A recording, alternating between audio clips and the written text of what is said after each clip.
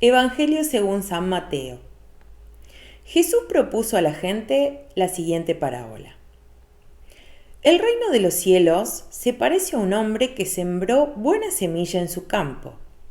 Pero mientras todos dormían, vino su enemigo. Sembró cizaña en medio del trigo y se fue. Cuando creció el trigo y aparecieron las espigas, también apareció la cizaña. Los peones fueron a ver entonces al propietario y le dijeron: «Señor, ¿no habías sembrado buena semilla en tu campo? ¿Cómo es que ahora hay cizaña en él?». Él les respondió: «Esto lo ha hecho algún enemigo». Los peones replicaron: «¿Quieres que vayamos a arrancarla?». «No», les dijo el dueño, «porque al arrancar la cizaña, corren el peligro de arrancar también el trigo. Dejen que crezcan juntos hasta la cosecha, y entonces diré a los cosechadores: arranquen primero la cizaña y átenla en manojos para quemarla, y luego recojan el trigo en mi granero». Hola amigos y amigas, si nosotros los cristianos no aprendemos a ser integrales en nuestro modo de ver la realidad y el ser humano, nos convertimos entonces en integristas, con lo cual se corre el grave peligro de momificar la doctrina. En la visión integral nos abrimos a la modificación.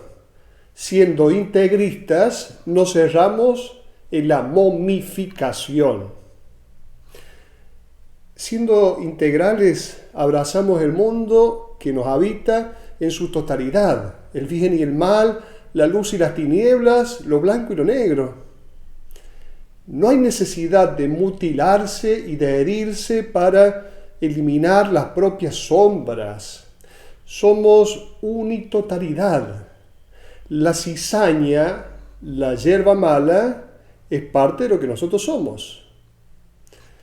La pregunta que subyace en el Evangelio que hoy hemos escuchado es esta: si tú, Señor, quieres el bien, ¿por qué entonces el mal? Más aún, ¿por qué el mal en mí?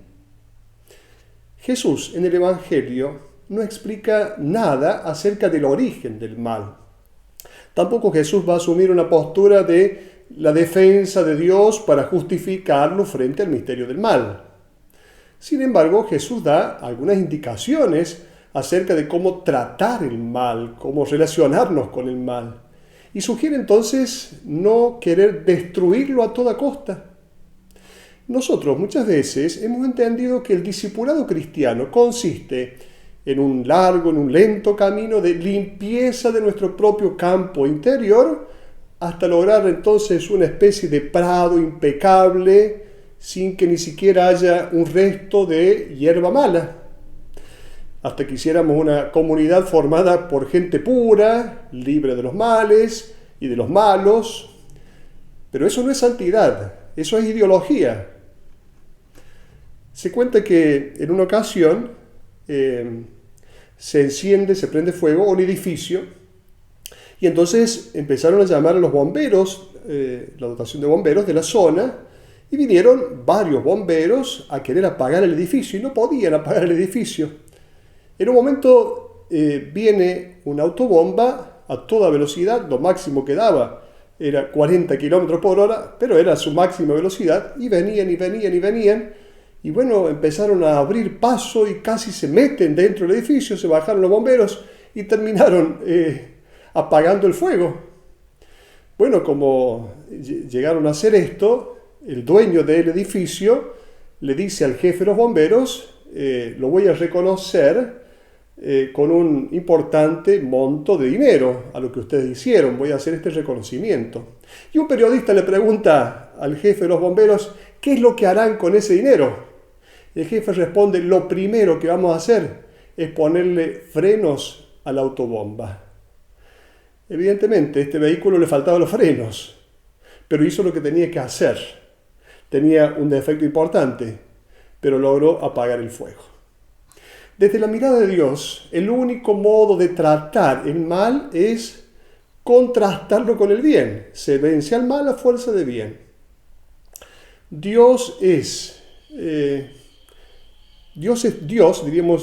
tal en el momento en el cual me perdona, entrando dentro de mi propio mal. De alguna manera, Dios tiene necesidad de mi mundo oscuro para manifestar entonces su luz. Recordemos lo que Jesús dirá en ocasión de la muerte de su amigo Lázaro en el Evangelio de Juan, capítulo 11.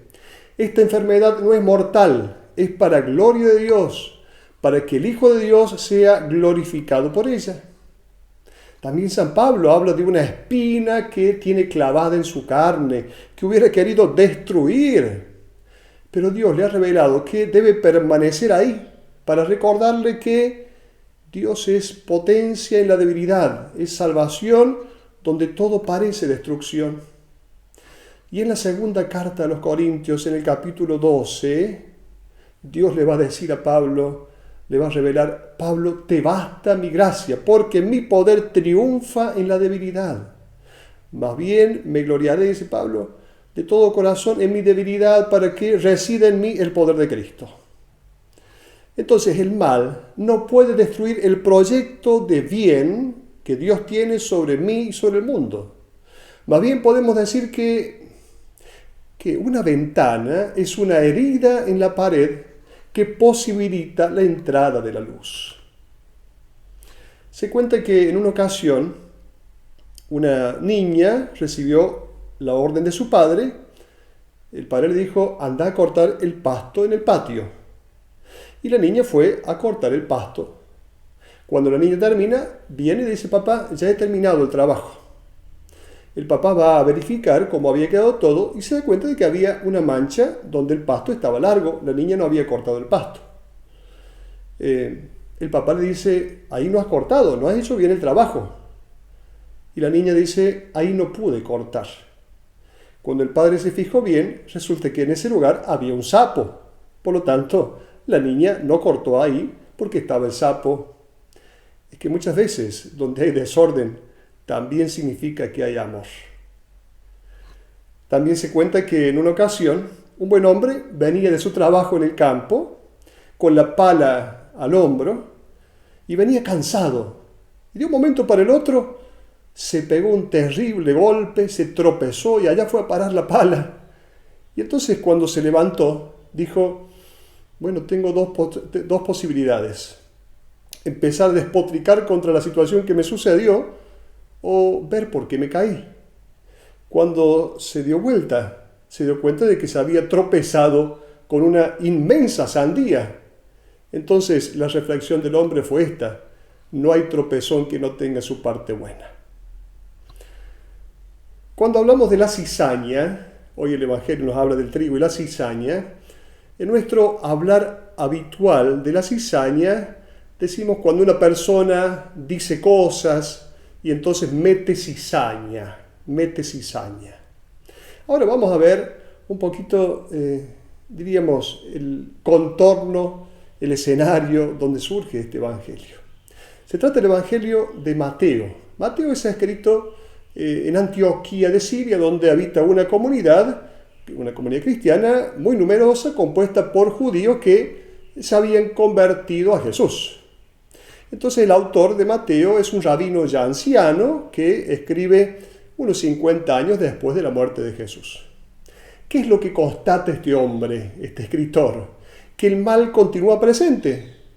Y los cristianos preguntan a este rabino: pero si el reino de Dios se ha instaurado, entonces, ¿acaso no ha llegado el reino de Dios? ¿Este reino de Dios no ha hecho desaparecer para siempre todo el mal del mundo? Incluso en las mismas comunidades cristianas, sucede este misterio del mal. Y recordemos que en el profeta Isaías, en el capítulo 60 y 62, se dice que el reino de Dios, cuando llegue el reino de Dios, el pueblo estará compuesto solo por los justos. Le llamarán pueblo santo. Entonces, aquí se concluye que el pueblo de Dios debería estar compuesto solo por justos y santos. En cambio, se verifica que no toda la comunidad es tan santa. Ya en tiempos del evangelista Mateo aparecen en las primeras comunidades cristianas dos tendencias bien marcadas. Por un lado, los rigoristas, aquellos que son intransigentes, que enseguida quieren limpiar el mal. Y quien no vivía de esta manera debía ser entonces expulsado de la iglesia. También estaban los que tenían una actitud más comprensiva con los pecadores, los más pacientes. Y entonces estas dos tendencias conviven y de hecho existen actualmente, siempre están presentes en la iglesia. Jesús va a decir, el reino de los cielos se parece a un hombre que sembró buena semilla en su campo. Este sembrador es Dios creador. La creación es buena. En los primeros capítulos del libro del Génesis se habla de la creación y 7 veces se dice, y vio Dios que era bueno, o mejor, que era bello. Por lo tanto, la creación es buena y el sembrador sembró buena semilla. Ahora, si Dios hizo lo bueno, ¿por qué está el mal? La parábola que acabamos de escuchar va a responder a esta pregunta. Y luego aparece entonces el segundo personaje, que es el enemigo de la vida. Este enemigo de la vida no es una realidad externa a nosotros, no. Es la condición en la cual nacemos. Es la fuerza negativa que está dentro de nosotros, que nos habita. Por lo tanto, no se trata de echarle la culpa a un cierto pecado original, como se hablaba antiguamente. ¿Cuándo se reconoce esta cizaña? Primero veamos, la cizaña es una planta muy parecida al trigo, solo que tiene granos oscuros y esto se delata, diríamos, ya hacia el final, se reconoce casi al final. Por eso hace falta tomarse tiempo para las decisiones. Lo apresurado generalmente termina mal. Pongamos un ejemplo. Un muchacho, una chica que quieren estar juntos, se aman, tienen un proyecto. La pregunta es entonces, ¿tienen un proyecto o simplemente quieren estar juntos porque la pasan bien? Y entonces aquí está lo que es y lo que parece. Parece amor, pero solo buscan el placer, el propio egoísmo. Entonces aquí está lo que es el trigo, lo que parece el trigo, que es la cizaña. Otro ejemplo. ¿Cuál es la verdadera piedad? Diríamos la intimidad con Dios. Si la verdadera piedad no nos lleva a ponernos al servicio de los demás, entonces parece piedad, pero no lo es. Por lo tanto, la parábola nos plantea bien la diferencia entre lo que es y lo que parece que fuera. ¿Cuándo se siembra esta cizaña? El Evangelio dice, cuando todos están dormidos, cuando todos duermen, ahí viene el enemigo. Esto nos lleva a pensar que no podemos estar dormidos en muchos temas, en temas morales. No podemos quedarnos dormidos, no podemos quedarnos con los ojos cerrados, porque cuando se anestesia la conciencia, ahí está el peligro. Ahora nos preguntemos frente a esta parábola, ¿Dios no podría haber hecho un mundo distinto, perfecto, sin todo este mal, sin toda esta cizaña? Claro que no. Para crear un mundo distinto, Dios debería haber destruido este mundo. Y justamente el mensaje central de la parábola es este. Por lo tanto, se trata de aceptar con serenidad la condición humana, con este mal, con este límite que somos, con esta manera de ser defectuosa. La existencia del hombre es una lucha permanente entre el bien y el mal. La invitación de la parábola es una invitación a ser pacientes con nosotros mismos, a no enojarnos con nosotros mismos. Recordemos Santa Teresa de Jesús, nada te turbe, nada te espante, todo se pasa, Dios no se muda, la paciencia todo lo alcanza, quien a Dios tiene, nada le falta, solo Dios basta. Y el texto de la parábola va a continuar diciendo, dejen que crezcan juntos hasta la cosecha. Y entonces voy a decir a los cosechadores, arranquen primero la cizaña, aten al manojos, quémenla y luego recojan el trigo en el granero. ¿Qué es este hecho de quemar? ¿Quién es el que quema? No se trata de ninguna alusión al infierno, a ese infierno que nosotros hemos creado. Se trata del Espíritu. El único fuego que conoce el Nuevo Testamento es el fuego del Espíritu que quema en nosotros la cizaña. Por lo tanto, no es un tiempo de temor, sino que es el tiempo de la cosecha, es tiempo de alegría, porque entonces sí se quema esa cizaña que está en nosotros. Por lo tanto, nos preguntamos, ¿Dios al fin del mundo va a castigar a los malos? Pero veamos, en cada persona hay bien y hay mal. El Evangelio, la parábola, nos invita entonces a tomar con seriedad la vida, eso sí, tomar con responsabilidad la vida. Porque de hecho que si damos nosotros lugar a la cizaña, gran parte de nuestra vida se va a desperdiciar, se va a perder. En la conclusión de nuestra vida, nosotros vamos a cosechar aquello que hemos sembrado. Y si hemos sembrado mucha cizaña, es entonces eso que se pierde, gran parte de nuestra vida se pierde. Entonces los justos van a resplandecer como el sol en el reino del Padre. Se trata de evangelio. Por lo tanto, evangelio quiere decir buena noticia. Los justos van a resplandecer como el sol en el reino del Padre. Por lo tanto, hoy nos acompaña la cizaña, en el tiempo presente nos acompaña la cizaña, pero la esperanza, la alegría es esta. En el mundo futuro la cizaña será quemada y solo va a quedar el buen trigo de nuestra vida. Hasta la próxima.